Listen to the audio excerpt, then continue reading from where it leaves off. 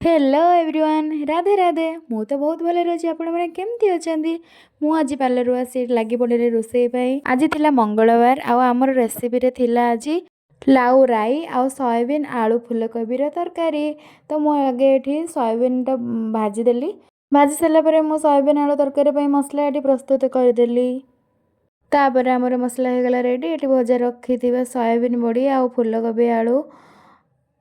तापर आम रानी मोर टिके मजामस्ती कलु तरकारी मसला रेडी हो तो आम दुई भौणी टिके मजामस्ती करूँ आ रोषे कला तो आम दुई भौणी मजामस्ती एमती चली था। एपटे भाज बस आपण मान भौणी मान सहित एमती करती कि ना मत निश्चित कमेंट्रे कहे।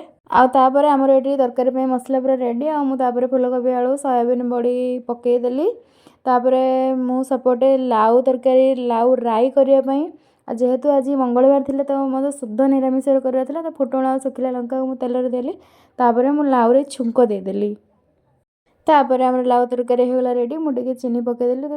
तापर आम लाउ राई होगला रेडी। तो लाउ तरकारी एमती करे आपण मैंने केमती करते निश्चित कमेंट्रे कहबा। आउटे आम लाउ तरकारी आ सोयाबीन आलू फुलकोबी तरकारी रेडी होगला।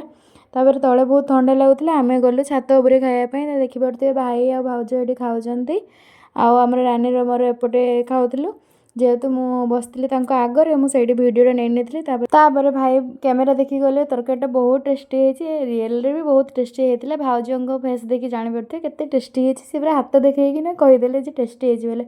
आज रही देखा नेक्स्ट वीडियो बाय।